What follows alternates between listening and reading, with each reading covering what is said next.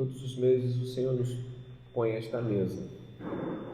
Essa mesa não é posta pelas pessoas. Jesus usa irmãos e irmãs para colocarem os elementos aqui. Usa pessoas para fazerem esse serviço maravilhoso. Mas é o Senhor que nos põe essa mesa. Foi sempre Ele que nos pôs essa mesa. Você deve ter olhado no texto e deve ter visto que antes de que a refeição pascal fosse tomada, e no meio já de tudo aquilo, provavelmente, os comentaristas dizem, os elementos, as coisas ainda não tinham sido comidas, nada tinha sido tocado, e aquele gesto final, da qual nós relembramos todos os meses, ele ainda ia acontecer minutos ou daqui a algumas hora e meia. Jesus Cristo prepara tudo aquilo e ele estava também, como você sabe, a poucas horas de ser martirizado. Você sabe disso? 14, 15 horas depois, Jesus Cristo seria morto. Você conhece a história? Ele estava reunido ali com os 12. Ele estava em uma proporção relacional muito íntima. As pessoas que estavam ali estavam com ele há pelo menos 3 anos. A relação entre eles havia se estreitado. Capítulos à frente, ou horas depois, Jesus os chamaria de amigos. Você conhece a Escritura, capítulo 15 de João. Já não vos chamo servos, vos chamo amigos. Jesus estava então em laços muito estreitos, como nós estamos aqui hoje com ele. Por isso, nós repetimos todas essas palavras todas as vezes que nos encontramos, porque quando nós tomamos sem discernir, nós tomamos e acarreamos juízo para nós mesmos. Por isso nós estamos aqui hoje relembrando, como o apóstolo Paulo fala em 1 Coríntios 11, relembrando aquilo que nós recebemos, nós estamos continuamente lembrando. Jesus estava a poucas horas de seu martírio. Ele subverteria o mundo, como você sabe. O mundo jamais seria o mesmo depois da cruz do Calvário. Mas aqueles homens que estão ali acreditam estar em mais uma ceia. O grande perigo de estar diante da mesa do Senhor todos os meses é de que, assim como eles, nós também já estivemos diante dela outras vezes. Ninguém aqui está tomando sua primeira ceia. Então, nós precisamos afastar toda a tentativa que o nosso coração tem de normalizar aquilo que é magnífico e amenizar a grandeza de algo tão belo. Nós estamos repetindo aquilo que Jesus nos ensinou a fazer. A ceia é uma ordenança do Senhor. E Ele pediu que nós fizéssemos isso até que Ele retornasse. Existe muito significado acerca desta fala de Jesus. E dentro deste movimento, eu gostaria que você pudesse agora usar a sua mente para imaginar todos sentados naquela pequena mesa judaica, pernas cruzadas ou corpo de lado. Então o Senhor Jesus se levanta, tira a parte de cima da sua roupagem que estava o cobrindo, ele deixa ela de canto e coloca uma toalha, provavelmente aqui na parte de cima do ombro, e é claro que todos são tomados de um assombro muito grande. Aquilo foge todas as perspectivas do que tinha acontecido até então. Alguma coisa nova e estranha iria acontecer. Jesus Cristo está diante dessa atitude dele, promovendo uma ressignificação de como qualquer pessoa comeria a Páscoa daí para frente, em nome dele. E eu gostaria que você pudesse refletir comigo neste lava-pés, em 3 aspectos diferentes. Primeiro, eu gostaria que você pudesse perceber os versos iniciais do capítulo 13, por favor. Eles dizem que antes da festa pascal, se você puder olhar, diz que é chegada a hora de Jesus. Você está vendo que isso aqui prenuncia uma espécie de fim para alguma coisa. Jesus Cristo estava se aproximando de determinada hora plena, final, que havia sido preparada para ele. Ele estava passando de volta para o mundo de seu Pai. Verso 1 diz: agora eu gostaria que você pudesse ficar atento ao que vamos ler em voz alta. A gente vai ler depois de passar deste mundo para o Pai, a gente pode ler junto. Tendo amado os seus que estavam no mundo, amou-os até o fim. Obrigado. Essa frase é muito importante.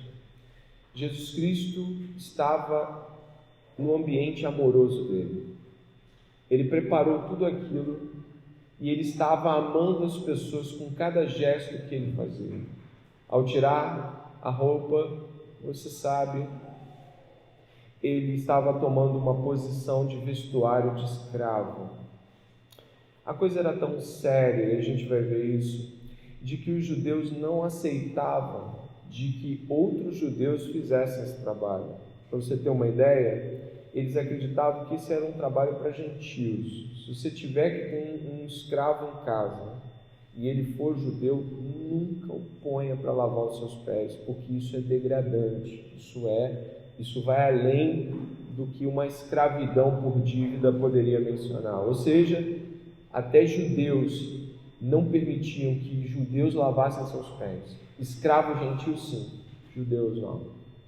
Jesus então toma uma posição que nos faz lembrar Filipenses, no capítulo 2, um esvaziamento completo da dignidade humana, e ele se aproxima desta mesa, tornando aos outros indigno. Ele se coloca em uma posição de indignidade. O assombro de Pedro só não é maior do que aquele quando Jesus disse que ia ser crucificado. Pedro tem mesmo rompante de não é possível, você não vai fazer isso. E nós vamos vendo que o texto vai decorrendo, de que no verso 2 também nós temos de que isso estava acontecendo em um ambiente de traição. O ambiente era de que Jesus estaria lavando os pés de Judas Iscariotes. Isso é muito grave. Isso é muito sábio. Ele estava assumindo uma postura de consciente de que quando ele se abaixasse para lavar os pés de Judas, eu não sei o que o coração daquele homem podia ter, gente. Porque você imagina ver Jesus tomando uma postura daquela, lavando os pés dele, pegando a toalha, na mente dele, eu vou traí-lo. Sim, isso expõe também como nós podemos chegar ao ponto de estar diante do Rei do Universo, sendo lavado por Ele, sendo purificado por Ele, E ainda assim estarmos diante dele cheios de maldade. Não se assuste quando pessoas que se dizem servas do Senhor são capazes de atrocidades terríveis. Podem até não ser servas do Senhor, mas ainda assim Jesus está lá lavando os pés de Judas, mostrando um amor indizível. Repare o verso 3, sabendo este que o Pai tinha confiado tudo às suas mãos e que ele tinha vindo de Deus e voltava para Deus. Jesus Cristo, ele sabia quem ele era para Deus e, portanto, isso trazia ao seu coração uma certeza muito plena, uma convicção muito plena de que aquela indignidade não representava indignidade para Deus, de que a servidão dele aos homens era a servidão dele a Deus, seu Pai. Isso tudo eu estou dizendo para você poder medir com que coração você chega diante desta mesa. Se você chega se esvaziando, se você chega se percebendo indigno, se você chega ainda guardando rancores contra os seus inimigos. Acredito que ninguém tenha inimigos aqui, mas se você tem desafetos, rusgas, amarguras, Jesus Cristo preparou a mesa do Senhor lavando os pés de Judas. Jesus Cristo estava lá amando o mundo e amou até o fim. Então, no primeiro ponto, eu gostaria que você pudesse perceber de que Jesus Cristo expõe o seu amor servil a todos nós. Eu coloquei alguns versos bíblicos só para que você pudesse perceber como isso é forte. Em João 15 diz assim: ninguém tem amor maior do que aquele que dá a vida pelos seus amigos. Em Romanos 5,8 diz, e você pode ler, eu tenho certeza que fará bem a sua alma, mas Deus prova o seu amor para conosco, em que Cristo morreu por nós, sendo nós ainda pecadores. Nós precisamos medir esse amor e, como diz o apóstolo Paulo, deixar que ele penetre em todos os recônditos do nosso coração. Do contrário, nós não vamos entender o tamanho da indignidade diante desta mesa.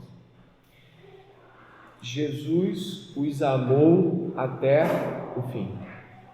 Em nenhum momento das Escrituras, o amor de Jesus é amor apenas aos 12.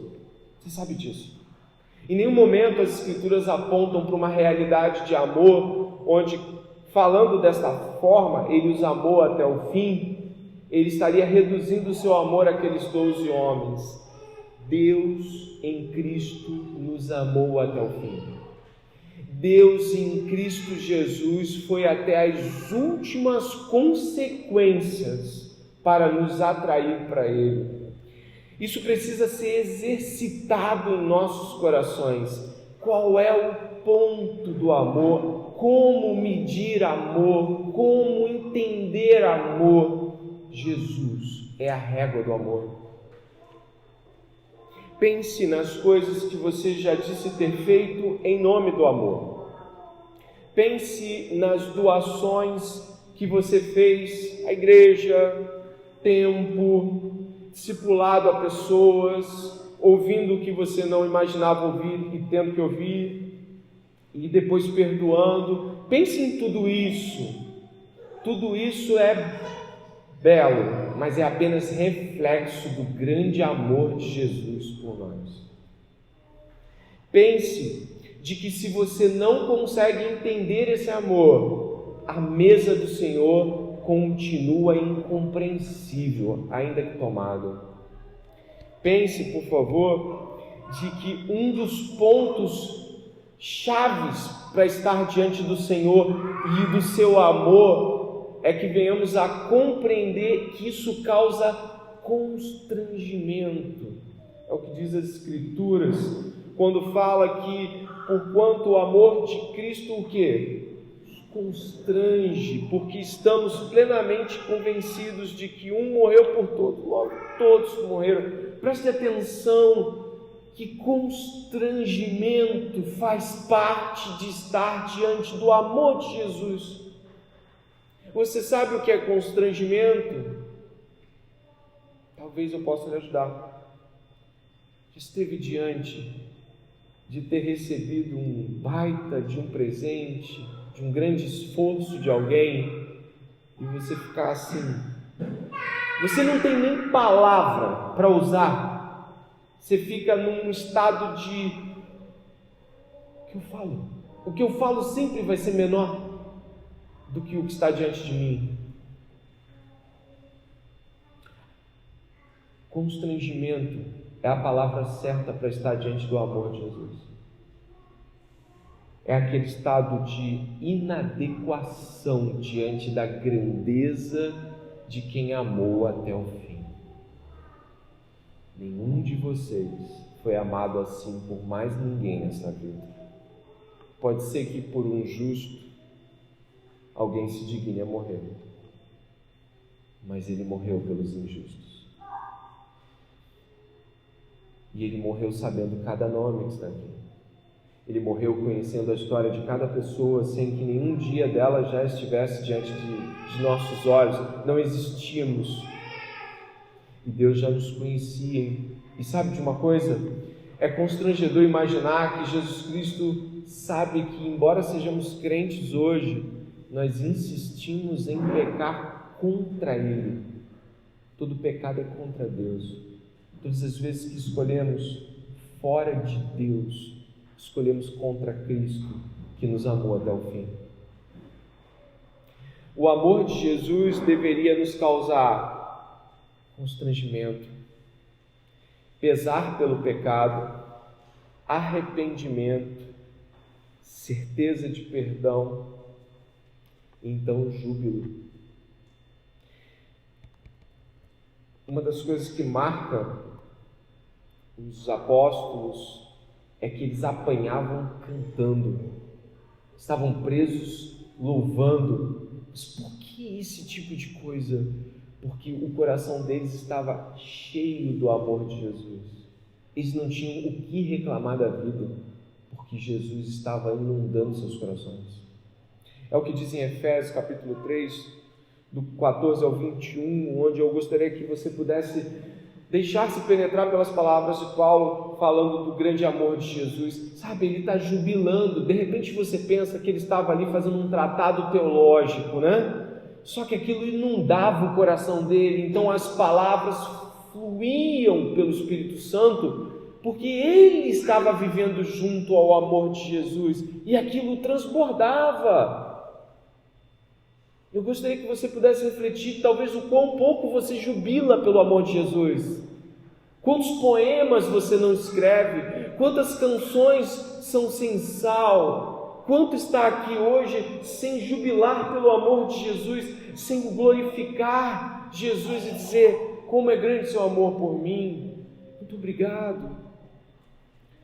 Por esta causa me ponho de joelhos diante do Pai, de quem toma o nome toda a família, tanto no céu como na terra, para que, segundo a riqueza da sua glória, vos conceda que sejais fortalecidos com poder, mediante o seu Espírito no homem interior, e assim habite Cristo nos vossos corações, pela fé, estando vós arraigados e alicerçados em amor, a fim de poderes compreender com todos os santos qual é a largura e o comprimento e a altura e a profundidade, e conhecer o amor de Cristo, que excede todo entendimento, para que sejais tomados de toda a plenitude de Deus.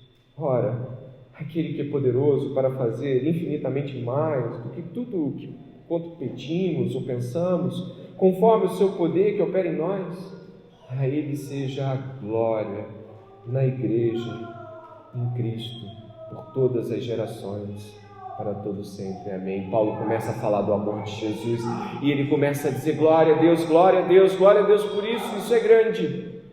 Eu tenho uma oração para vocês, que o amor de Jesus entre em cada espaço da sua vida, então você vai estar cheio de Deus, então você vai viver a vida de Deus, então nada mais será como antes, as reclamações vão embora, não há espaço para dizer que não estão plenas as coisas quando Jesus está. O amor de Jesus. Nós ficamos de cara amarrada quando um ou outro não faz o que a gente quer. Nós ficamos mendigando amor de pessoas, cônjuges, filhos, parentes, irmãos da igreja, mendigando, quando na verdade o que queremos é o afeto que vem de Jesus. Mas não procuramos em Jesus, procuramos no outro. Mas nós sabemos que é em Jesus que se encontra toda a plenitude do amor e da sensação de ser amado, estar completo, mas nós procuramos que os outros completem em nós. E é por isso que não conseguimos amar direito. Porque ao invés de nos alimentarmos do amor de Jesus para amar os outros, nós esperamos os amores dos outros para estar bem com Jesus. Quantas das vezes eu e você já nos vimos perturbados em nossos relacionamentos, fechados, entristecidos e desorientados, quando o amor de Jesus nos preencheria, nos bastaria, nos voltaríamos para essas pessoas para essa pessoa em serviço amoroso. Nós muitas e muitas vezes falhamos, deixando que os nossos relacionamentos horizontais desestabilizem a nossa relação com Jesus, quando é a única relação que é cheia de amor, plena em todas as coisas. Só pode amar o outro aquele que está cheio do amor de Jesus. Não é possível amar pessoas sem o amor de Jesus. Preste atenção nisso. Ele não recebeu nenhum amor na sua última ceia. Não havia nada para ele. Não havia compreensão. Não havia lealdade. Não havia fidelidade. Não havia nada. Seus amigos, seus 12 grandes amigos do mundo eram 12 grandes abandonadores de amigos, eram traidores, negadores, cada um foi para o seu lado. E ele fez um almoço para eles, um jantar pascal para eles, porque ele estava cheio de amor. Ele morreu para provar o seu amor por nós. E eu gostaria que você pudesse guardar essa frase no seu coração. Preste bem atenção. Ele nos amou até o fim. Ele nos amou até o fim.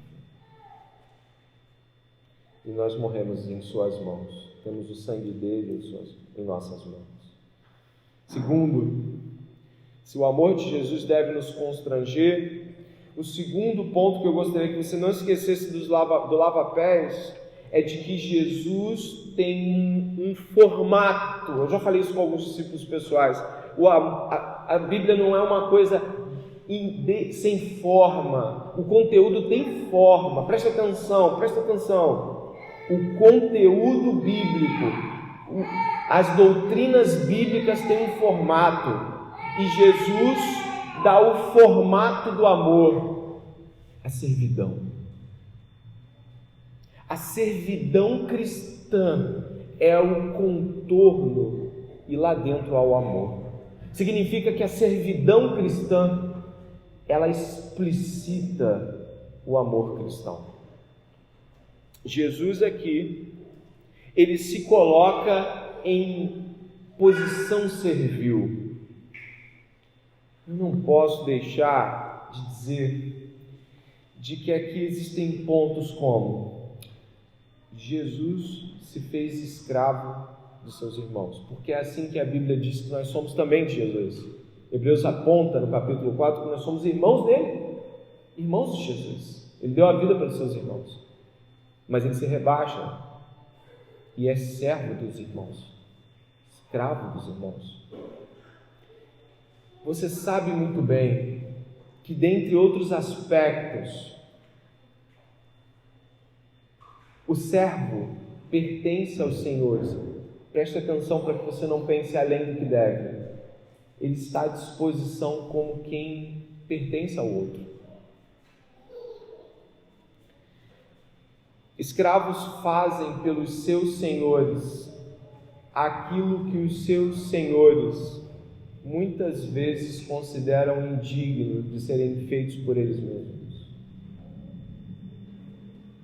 Um dos aspectos da servidão é de que o servo faz pelo seu senhor aquilo que o seu senhor acha que é elevado demais para ser feito. Você viu a reação de Pedro? Não vai me lavar os pés. No grego, eu estava estudando o comentário do Carlson, e o Carlson fala que a coisa é assustadora. É um misto de indignação petrina com assombro. Você vai me lavar os pés? Não, você não vai. Aqui você não toca. E ele faz essa afirmação duas vezes. A primeira como que questionando Jesus. Você encontra aí no verso 6. Vai lavar os meus pés, Senhor? Ele está, é mais ou menos, sabe quando você faz uma pergunta para que alguém retroceda? É aquela pergunta assim: você vai fazer isso mesmo? Olha o que tu está fazendo. Você não está batendo bem. Você vai fazer isso mesmo? Verso 8 é ainda mais enfático.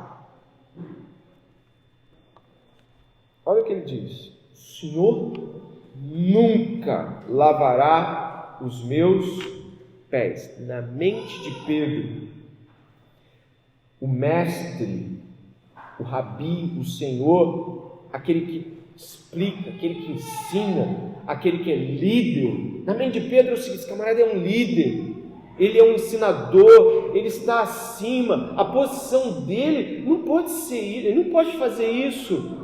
Jesus subverte as lideranças desse mundo. Jesus subverte o meu e o teu coração orgulhoso, porque ele vai dizer que o maior de todos é o servo de todos. Ele não é servo de alguns, ele serve todos. O maior de todos é aquele que está como que o escravo de todos. Jesus queria mostrar que o espírito com o qual eles deveriam tomar a ceia é o espírito da servidão. É olhar para os lados e falar assim: meu Deus, eu sirvo essa pessoa aqui ao meu lado, eu preciso ofertar-lhe tudo que eu sou, tudo que eu tenho. Eu não sou melhor que esta pessoa. Qualquer espírito de orgulho diante dessa ceia é abominável. E mais ainda, aqui nós temos algo que é muito elevado no ensino de Jesus. Ele diz o seguinte: se você não me deixar lavar, não terá parte comigo. Sabe o que significa? Que algumas pessoas vão estar caminhando por uma jornada a qual julgam ser cristãs e vão terminar no inferno, porque nunca tiveram parte com esse Jesus aqui. Existe algo importante a ser relatado, algo muito importante, a qual eu avanço aqui. Ninguém se importa realmente com o que está acontecendo aqui. E esse é um dos aspectos mais atordoadores da ceia. Aquilo é muito forte, mas ninguém percebe. Olha o que você vai ler aqui, ó, o verso 9 de Pedro, é de com todo respeito ao Pedro, né? A palavra não vai ser para humilhá-lo, mas é de uma ignorância que ele fala, porque ele não entendeu. Ele não entendeu. Olha só o verso 9: Senhor, não somente os pés, mas também as mãos e a cabeça. Ele está, depois que Jesus fala: você não vai ter parte comigo, ele se assusta, então lava tudo. Não é um gesto de piedade, ele não está entendendo. Jesus estava mostrando como lavaria os nossos pecados. A água aponta para o seu sangue lá na frente, tal como o cálice que nós vamos tomar. Jesus está prefigurando as coisas. Ele está: olha como eu vou lavar vocês. Sabe como eu vou lavar vocês? Um por um. Olha que coisa magnífica. Você não foi lavado no coletivo. O sangue de Jesus não foi derramado no coletivo. Jesus está purificando-os. E é claro que aquilo ali não é um ritual para ser repetido ipsis literis. É óbvio, Jesus não deixou isso como ordenança. Ele está quase que no beabá, dizendo: é assim que eu vou fazer. Eu vou estar lá como um servo de vocês, lavando-os, purificando-os de todo pecado, de toda imundícia. Jesus nos purificou com o seu sangue. Você que está aqui hoje, você foi lavado com nome, com pecados. Ele foi lavando, dizendo assim: eu perdoo você por ter feito aquilo, eu perdoo você por ter homicídio, morte, mentira, eu perdoo você por ter escondido isso. E enquanto ele te lava e vai dizendo: eu perdoo você por ter feito isso, pelo teu adultério, eu perdoo você pela tua mágoa que não passa e isso é pecado, eu perdoo você por querer mais do que eu te dou, eu te perdoo. E ele foi em cada um de nós. Jesus foi em cada um daqueles homens, apontando para o que faria na cruz do Calvário com cada um de vocês. Às vezes eu cito nomes aqui, e aqui eu poderia citar qualquer nome aleatoriamente: a Karina, a Samara, o Daniel, o David, a Pamela, a Larissa, o Alan, a Daniele. Todo mundo aqui, ele foi falando o nome e passando o seu sangue e olhando para os seus pecados e sofrendo pelos seus pecados. Jesus o livrou pessoal e individualmente de cada um deles.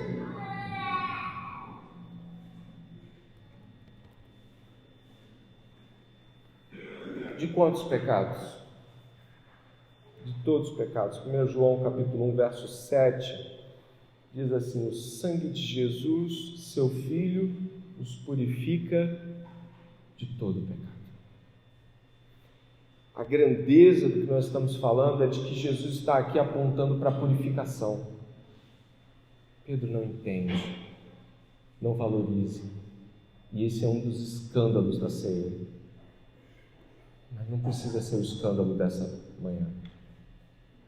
Nesta manhã você pode olhar e dizer: todos os pecados, tudo foi embora. E qual é a condição para isso? Crer em Jesus, sem obras, sem fazer nada, sem impressionar Jesus. Ele não se impressiona com desempenhos de leitura, ele não se impressiona com pregações, ele não se impressiona com cânticos alto, forte, cante, grite até o teto, ele não se impressiona. Mas um coração contrito, quebrantado, um coração que olha e fala assim: ah, Jesus, eu acho que não tem saída. Olha para mim, Jesus. Aí ele vem e passa suas mãos em seu coração. E eu não consigo imaginar como ele faz isso comigo e com você. Porque quando ele faz isso, ele não cobra nada.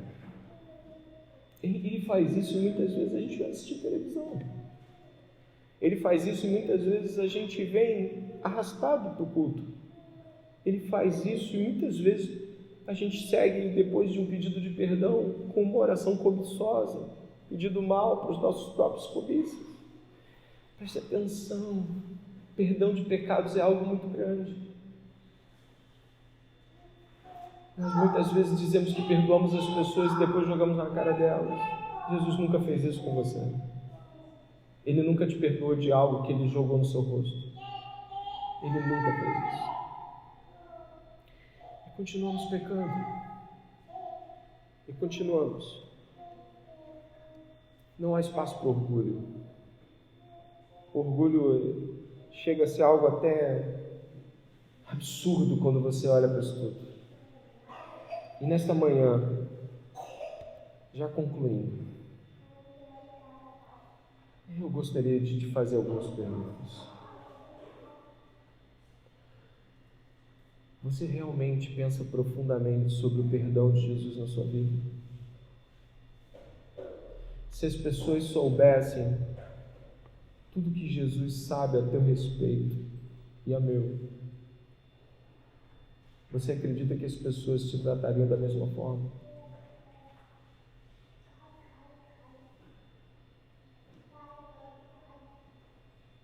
Se nesta manhã nossos pecados mútuos fossem revelados, alguém voltaria para essa igreja semana que vem? Se tudo que nós pensamos uns dos outros, contra nós, contra outros, se tudo que já fizemos ao longo de 20 anos de vida, 21 anos de vida, 30, 40, 60 anos de vida, se tudo fosse posto à vista, algum de nós conseguiria arremeter-se contra qualquer um de nós aqui? Certamente que não. Você iria olhar um para o outro, ficar assim: olha como é que você ia ficar. Você não ia conseguir passar por ali, você ia chegar até aquela ponta e ia recuar, você ia dar volta, você ia voltar e falar assim: meu Deus, eles sabem, agora que eles sabem, como é que eu vou viver com esta... Ai meu Deus, eles sabem de tudo. Ele sabe de tudo. E Ele te ama. E te amou até o fim. Um amor tão grande que morreu para te salvar. Esse é o amor de Jesus. E um dia nós estaremos diante desse amor em carne e osso, e glória, e júbilo. Mas hoje aqui diante desta mesa, todo orgulho tem que cair.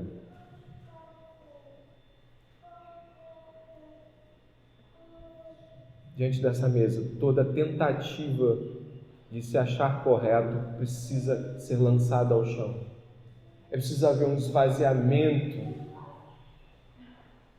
toda reclamação da vida, toda tentativa de dizer para si mesmo: ninguém me ama, ninguém liga para mim, ninguém me chama, ninguém me convida, ninguém me quer. Sabe o que é isso? É uma tremenda ingratidão com Jesus, que te amou até o fim. Enquanto o cântico se apresenta e aguarda o seu momento de entrada, eu gostaria que você pudesse fechar os olhos comigo e orar.